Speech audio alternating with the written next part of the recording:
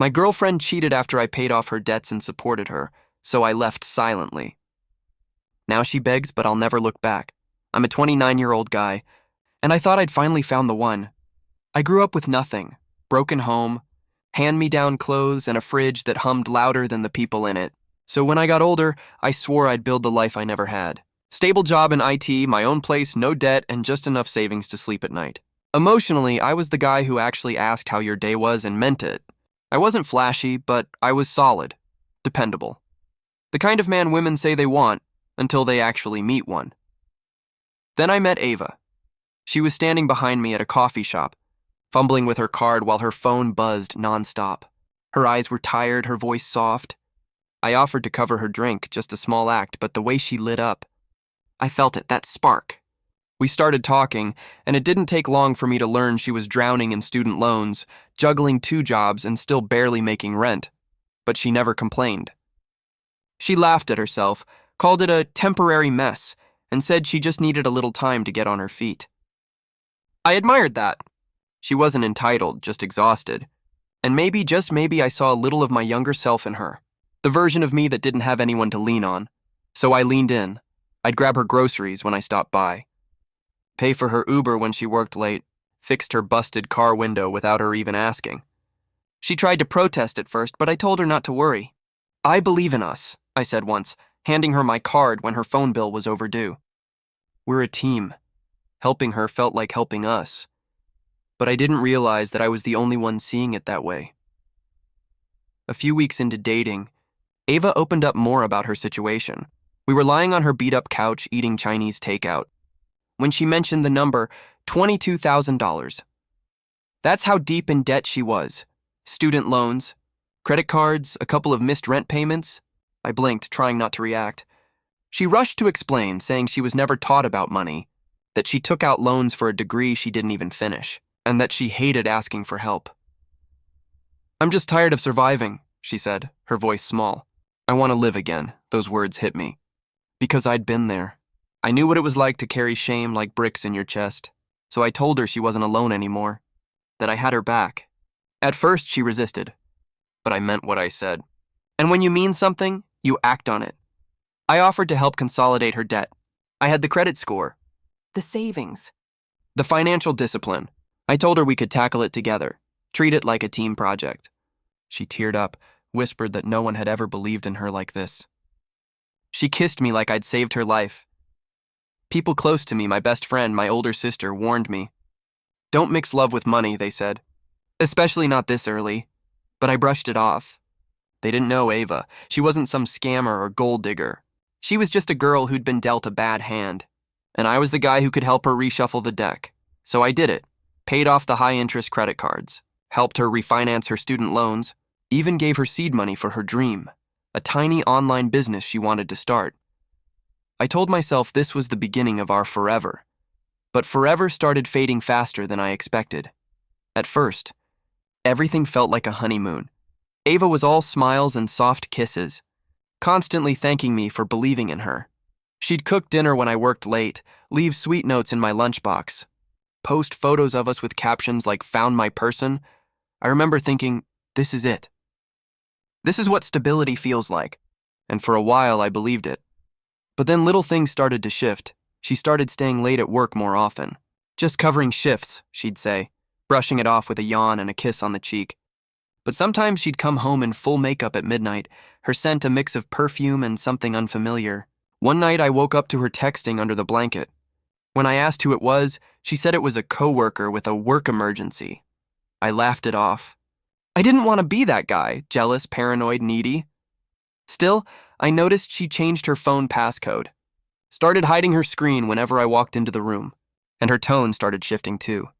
Little digs slipped into conversations, like how I was too rigid or how I didn't live in the moment enough. You're always so serious, she snapped once. Can't you just chill for once in your life? I bit my tongue. I chalked it up to stress. Maybe I was being too sensitive. Maybe she was just overwhelmed with the pressure of getting her life together. I didn't want to believe that the girl I saved was drifting from me. I told myself love was patience, that things would level out again. But deep down, I felt it. like a hairline crack in glass that you know will eventually shatter, and I was starting to brace for the break. While things with Ava felt shaky, the rest of my life was leveling up. I got a raise at work. My manager pulled me aside after a big project and said, "You've got leadership written all over you." I was offered a chance to move into a senior role, more responsibility, better pay, flexible hours. I started casually looking at townhomes, imagining one with a backyard, maybe even a dog. I wanted to share that future with Ava. But every time I brought it up, her eyes glazed over. "Let's not get ahead of ourselves," she'd say, laughing it off like I was being too intense. "We don't have to plan every second of our lives, but I was planning for both of us." I pictured building a home, maybe even kids in a few years. She kept saying she needed time to figure herself out, but I thought maybe the pressure was scaring her. So I gave her space. I booked a weekend getaway to the mountains. Just us, no phones, no distractions. She said she couldn't take the time off. "Work's crazy right now," she said, exhausted. But 3 days later, I saw a photo pop up on a mutual friend's story. Ava, in a beach bar. Laughing in a sundress I'd never seen before, surrounded by people I didn't recognize. I didn't say anything right away. I just stared at the screen, heart sinking, throat dry. When I finally asked about it, she casually replied, "Oh, that? It was just a last-minute girls thing. I didn't think it was a big deal." I smiled through it, told her I understood. But that night, lying beside her as she scrolled through her phone, something in me started to turn off. Not out of anger, but out of awareness. She wasn't building a life with me. She was living hers while borrowing mine. The night it all clicked started with a small buzz. We were watching some forgettable rom-com, her choice, obviously, and Ava had dozed off on the couch. Head on my lap, fingers still loosely curled around her phone. I wasn't snooping. I swear I wasn't. But when the screen lit up and a message preview popped up, I couldn't ignore it. It was from someone saved as T. The message read, "Last night was perfect. I still smell you on me." My stomach flipped. My heartbeat thudded so loud I could hear it in my ears. I froze, trying to process what I'd just read. I didn't move, didn't breathe, just stared at her face, so peaceful, so pretend. While my world quietly cracked beneath me, I didn't wake her up. I didn't explode. I just sat there, holding in a scream so thick it burned in my chest. The next few days were a blur of quiet observation. I started checking her patterns, noticing the missed calls she swiped away, the way she'd say she was going for a walk, but come back with smudged lipstick and perfume that wasn't hers. Then I started digging. I found ride receipts, late-night Uber trips to hotels I'd never heard her mention, a new lace bra tucked in the back of her drawer. When I checked our shared bank account, I noticed unexplained withdrawals, tiny amounts, spaced out, almost like someone trying not to get caught. I even found an old email she forgot to delete, confirming a reservation for Ava and T anniversary dinner. Anniversary. I sat on my bed that night, blinds drawn, her laughter echoing in the other room as she FaceTimed some friend.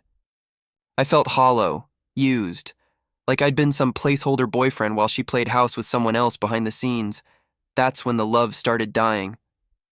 Not with a bang, but with clarity. She wasn't mine. Maybe she never was.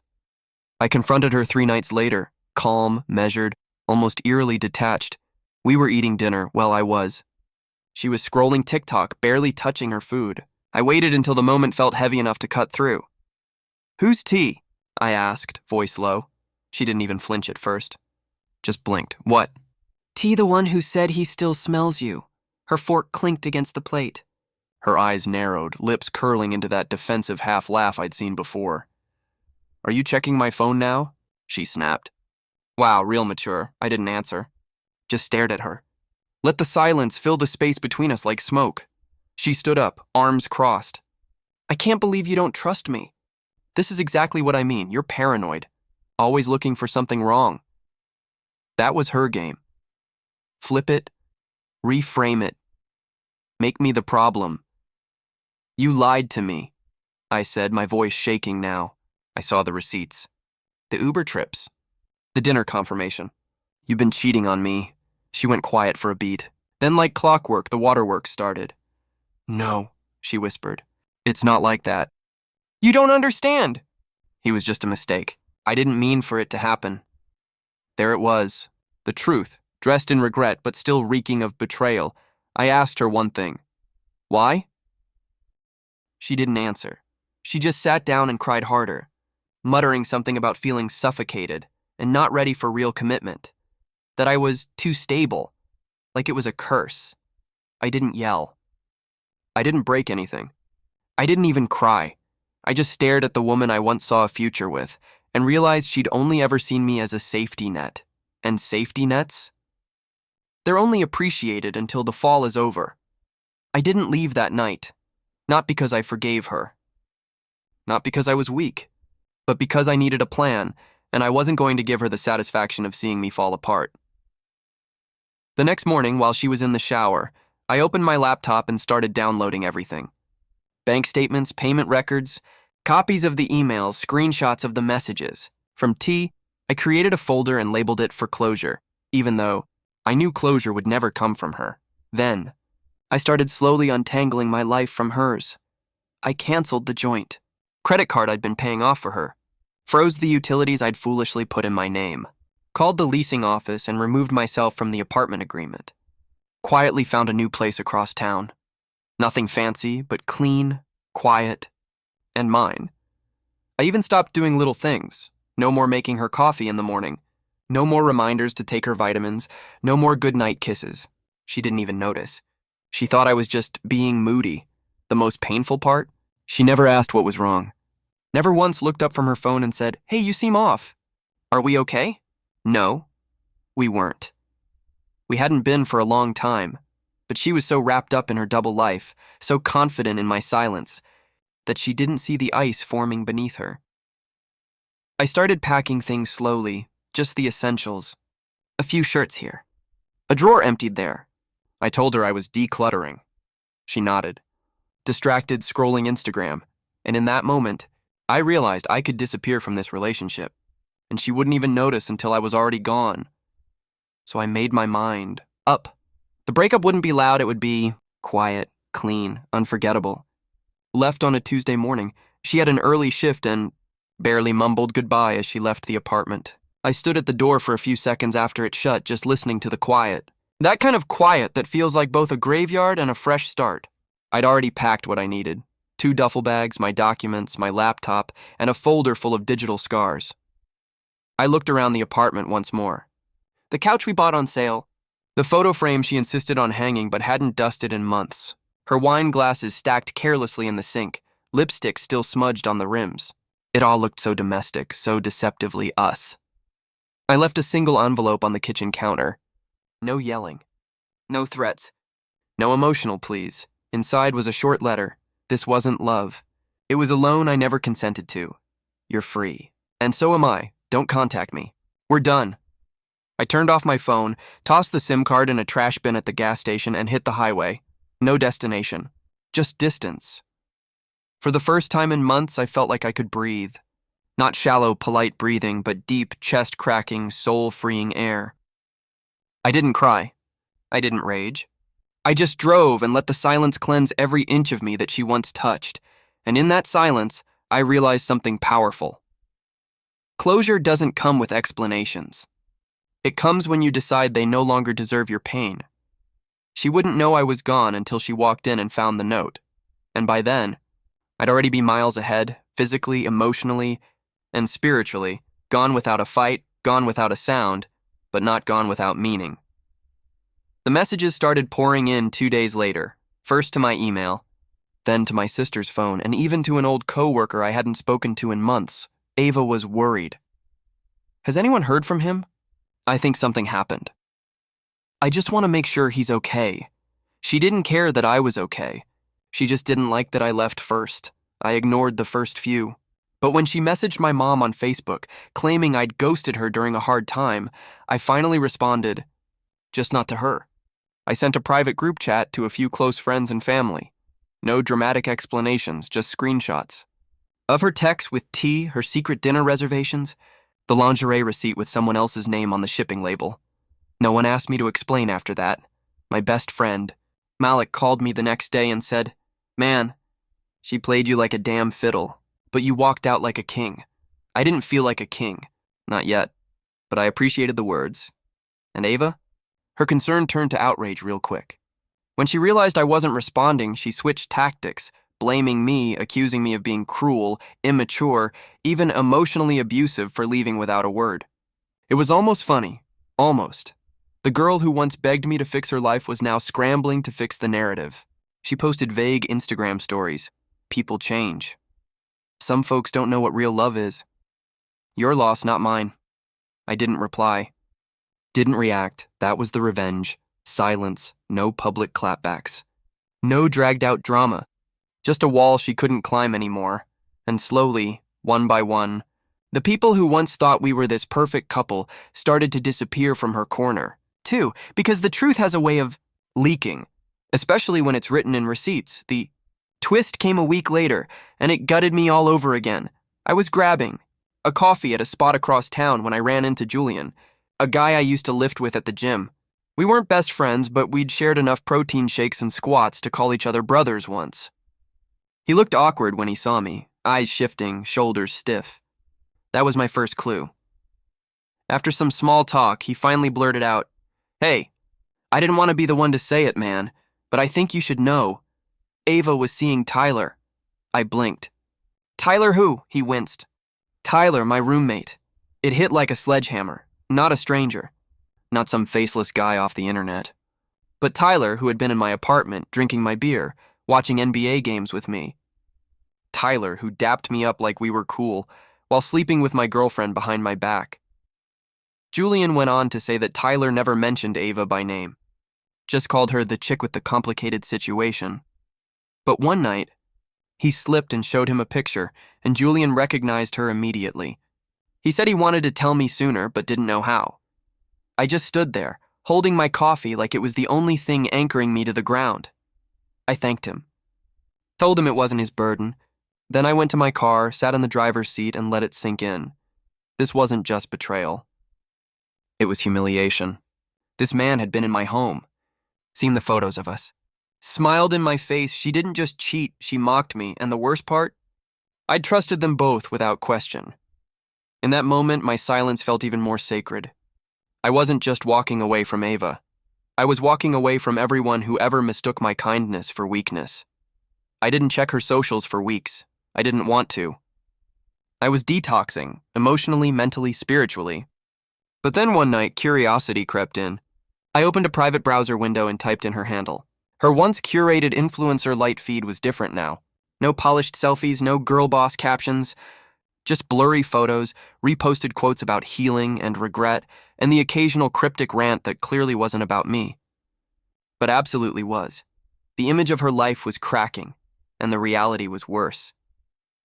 Through mutuals, I heard the business she tried launching with my help had crashed. Too many late shipments, bad reviews, no real direction. She'd missed rent 2 months in a row. Her roommate moved out. Her job had cut hours, and with no one to bail her out, she was sinking fast. She tried to play it cool online, but anyone who knew her could see the desperation. Long captions begging for grace. Polls about whether people believe in second chances. One post even said, "Sometimes you lose the only person who ever really loved you." And that's the karma. I didn't feel joy. I didn't gloat. I just sat there staring at the screen, letting her words wash over me like static. She wanted pity, or maybe redemption, maybe both. But all I felt was distance. The kind of distance that only shows up after you've been scorched so badly, there's nothing left to burn. I wasn't angry anymore. Just done. Malik called me that night and said, "You see her latest post? The one with the candle and the crying emoji?" I chuckled. Let her light her candles. I've got peace. She had spiraled, but I had risen. Quietly, fully, and without ever needing to swing back. I was at work when I got the voice note. It came from an unknown number, but the second I saw the area code, my chest tightened. I let it sit there for hours. Didn't open it. Didn't even listen, not right away. But when I finally did, I locked my office door, slid my headphones on, and braced for the voice I hadn't heard in months. It was Ava. She was crying, not the performative sniffles she used to weaponize during arguments. This was raw, unfiltered, almost panicked. Her voice trembled like someone unraveling in real time. "I know I don't deserve this message," she began. "I know you hate me. I just needed to say something before it's too late." She talked about how much she missed me, how she kept hoping I'd call, that every text she sent into silence felt like karma answering back. She said she wasn't okay, that the business failed, the guy she cheated with ghosted her, and that she'd never felt so alone. Then came the part that stuck with me. "I didn't realize what real love was until I destroyed it," she said. "You were the only real thing in my life." And then she begged for just a chance to talk. Not to get back together, just to talk. I sat there staring at my screen long after her voice stopped, and then I deleted it. No reply, no message, no guilt. I didn't owe her closure. I was the closure. Some people don't deserve access to your healed version when they broke the unhealed one. She had found me, but I had already left the version of myself who needed her. I thought forgiveness meant giving someone another chance. I used to believe that. Used to think healing required some final conversation, some neatly tied closure with tearful apologies and hugs at a coffee shop. But real healing is messy. It's silent. And it doesn't always come with apologies. I forgave Ava, quietly, alone. Not for her, but for me. Because I didn't want to carry her anymore. I forgave her for using me as a stepping stone, for taking my kindness and twisting it into convenience, for mistaking my loyalty for weakness. But forgiving her didn't mean inviting her back into my life. It didn't mean unlocking that door again. I realized the difference between letting go of anger and letting go of boundaries. She tried again, sent an email weeks later with a subject line that read, "Just one more message, please." I didn't open it. I didn't need to. I knew what it would say. I knew her patterns now, how she dressed guilt in poetic phrases and sprinkled just enough vulnerability to hook me back in, but I was no longer fishing for her love. I'd stopped casting lines into empty waters. I had peace now. I'd wake up without anxiety, cook for myself and actually taste the food, go to the gym without wondering if someone was smiling in my face while stabbing me in the back. I was lighter, clearer, whole. She became a lesson I never asked for, but learned well. So no, I didn't hate her, but I didn't trust her. And trust is the only currency that matters in love. I forgave her. I just didn't send an invitation to the healed version of me. It's strange how peace feels once you've tasted chaos for too long. It's not loud or dramatic. It doesn't come with fireworks or a finish line. It's quiet, gentle. It's making coffee in your own kitchen without your stomach in knots. It's sleeping through the night because no one's hiding secrets behind a lock screen. It's not checking your phone every 5 minutes, waiting for the other shoe to drop. I started dating again, slowly, cautiously. The woman I'm seeing now isn't flashy. She doesn't flood my phone with hearts or call me her everything. But she listens. She respects silence. She tells the truth even when it's awkward. And for the first time in years, I don't feel like I'm performing to be loved. We don't talk about our pasts much, not yet, but she once said something that stayed with me. The right love won't need you to shrink just to fit inside it. I remember nodding, looking down at my hands, the same hands that once held Ava's broken world together. And I realized I'd finally stopped bleeding over people who never bothered to ask where it hurt. My career's in a good place. I've been promoted again. I joined a local boxing gym, started lifting heavier, breathing deeper. My mom says I smile more now. Malik says I look unbothered as hell. They're both right. Every now and then, I see Ava's name pop up in my story views. She watches silently, from a distance she created, and I let her. Because this life I've rebuilt, the one filled with quiet mornings, clean boundaries, and honest love, it's not just better. It's sacred, and it's a place she'll never get to touch again. People always ask if I regret helping her. If I wish I'd never paid off her debt, never supported her business, never given so much of myself to someone who gave so little back. The answer? No. I don't regret helping, because the money wasn't the real debt. The real debt was emotional, the kind that drains your self-worth in tiny, unnoticed withdrawals, until one day, your account of hope is empty. I used to think love meant sacrifice. That being the good guy meant holding space for someone else, no matter how much they chipped away at you. But I've learned something since then. Loyalty without reciprocity isn't love. It's self-abandonment. I gave Ava everything I thought a partner should, and in return, she gave me lessons I didn't know I needed. She taught me that love without truth is manipulation. That apologies mean nothing without change. That silence can be louder than revenge, and most importantly, she taught me that walking away doesn't make you weak. It makes you free. Now, when I look back at those months, at the dinners, the late night rescues, the soft promises whispered in borrowed moments, I don't feel pain. I feel distance, like looking at an old scar and remembering the ache without reliving it, because I've moved on. And she's still stuck in a version of herself that confuses chaos for love. I don't hate her, but I'll never let her back in. My peace cost more than the $22,000 I gave her. It cost the version of me who didn't know his worth, and I'll never let anyone take that version from me again. There's this moment you reach in healing, a shift. It's not a loud one. There's no applause, no movie score swelling in the background. It's quiet. It sneaks up on you during a random Tuesday when you realize, I didn't think about her today. And then the next day, and the next, until the person who once lived rent-free in your chest is just a story you used to tell yourself. Ava still tries, sometimes. A burner Instagram account that views all my stories. A mutual friend mentioning she asked about me. Once she even sent a handwritten letter to my old address. Said she was in therapy now and learning about her attachment style. Said she wanted to meet just once for closure. I didn't reply, because I already got my closure the day I walked away. That letter sits unopened in a drawer, somewhere beneath old receipts and a coffee shop loyalty card I never finished. I keep it, not out of sentiment, but as a reminder. Healing doesn't require reopening old wounds. It requires protecting the scar. I live a quiet life now. Not flashy, not cinematic, but real. I laugh easily. I sleep deeply. I trust again, myself mostly. And that's enough. Sometimes I catch myself smiling for no reason. That's when I know. I'm not angry anymore. She begs now in silence from behind screens and old memories. But I don't look back.